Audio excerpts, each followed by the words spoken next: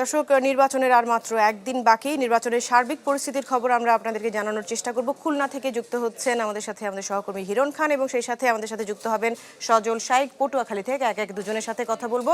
হিরণ, সার্বিক পরিস্থিতি জানতে চাচ্ছি, প্রার্থীরা কি বলছেন আর সব মিলিয়ে পরিস্থিতিটা আমাদেরকে বলবেন।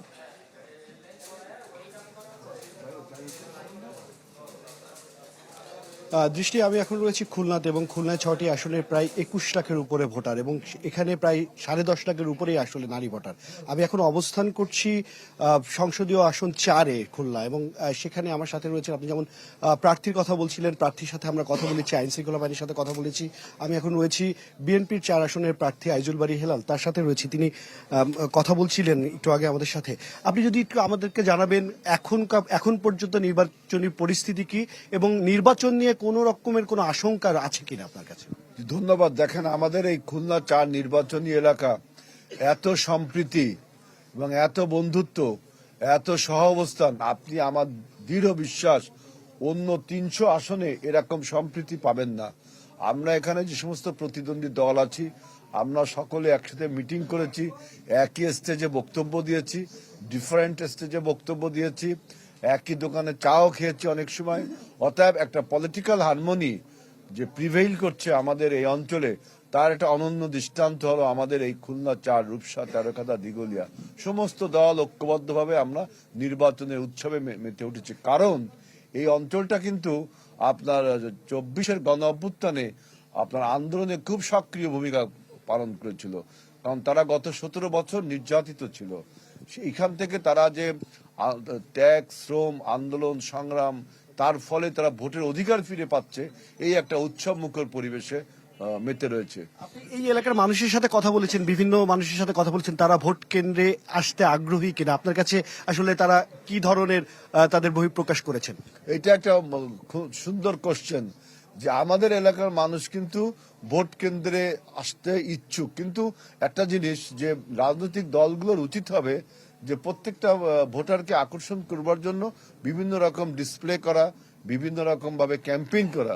কিন্তু আমি দুঃখজনক ভাবে বলতে চাচ্ছি যে এবার নির্বাচন যে কমিশন বা সরকার এমন কিছু নিয়ম নিগড়ে বেঁধে দিয়েছে যে আমাদের ভোটারদের কাছে পৌঁছানোর যে উপায়গুলো, সমস্ত উপায়গুলো বন্ধ রেখেছে, বিভিন্ন উপায় বন্ধ রেখেছে। এই নিয়ম সেই নিয়ম, আপনি রঙিন পোস্টার করতে পারবেন না, আপনি ব্যানার করতে পারবেন না, আপনি রাজনৈতিক বিধি নিষেধ দিয়ে, মানে নির্বাচনটাকে উৎসব মুখর করার জন্য প্রত্যেক রাজনৈতিক দল যে সমস্ত ক্যাম্পেইন করে, ডেকোরেশন করে, এটার থেকে আমাদের বঞ্চিত করা হচ্ছে। অতএব ভোটারদেরকে কিন্তু ভোটের মাঠে আকর্ষণ করবার জন্য বিভিন্ন রকম আমাদের পদ্ধতি, কোনো পদ্ধতি থেকে আমরা অবলম্বন করতে পারি না।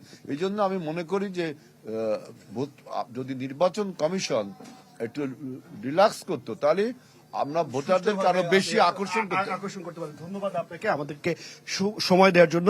যেমনটি তিনি বলছিলেন, এবং এই নির্বাচনী প্রচারণা নিয়ে কথার ছড়াছড়ি হয়েছে, কিন্তু পেশি শক্তির ব্যবহার কিন্তু আমরা খুলনা শহরে দেখিনি, এবং খুলনার যে 6টি আসনে সেটি দেখিনি। তেমনটি আসলে তিনি বলছিলেন, এবং আইন শৃঙ্খলা বাহিনীর সদস্যরা বলছেন এখনো পর্যন্ত নিরাপত্তার চাদরে মুড়ে রাখা হয়েছে খুলনার পুরো এলাকাটি। এই ছিল এখান থেকে সর্বশেষ। দৃষ্টি। জি হিরণ, ধন্যবাদ আপনাকে আমাদের সাথে যুক্ত হওয়ার জন্য। সজল শাইক পটুয়াখালীতে রয়েছেন, তার সাথে একটু কথা বলতে চাই। সজল, পটুয়াখালীর নির্বাচনী পরিস্থিতিটা জানতে চাচ্ছি, প্রার্থীরা সেখানে কি বলছেন আর যারা ভোটার রয়েছেন তাদেরই বা প্রতিক্রিয়া কি?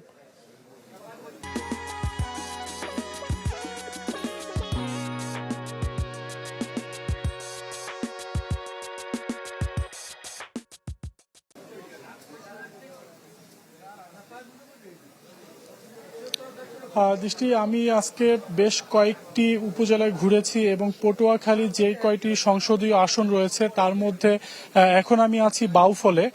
বাউফলে আসলে মূলত 5 জন প্রার্থী এই ত্রয়োদশ জাতীয় সংসদ নির্বাচনে তারা অংশগ্রহণ করেছে, এবং তারা আর মাত্র একদিন পরেই যে নির্বাচন, সেই নির্বাচনটি তারা প্রতিদ্বন্দ্বিতাপূর্ণ একটি নির্বাচনে তারা অংশগ্রহণ করতে যাচ্ছে।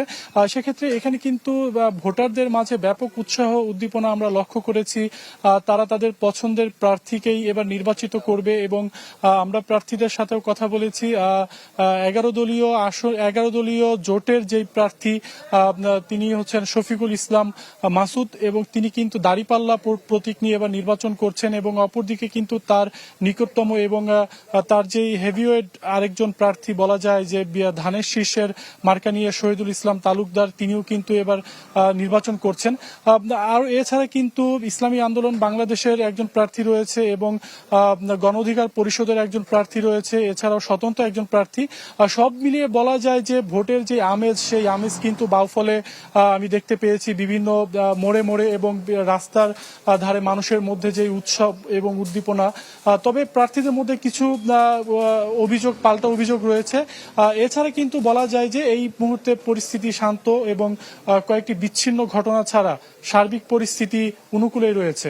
দৃষ্টি জি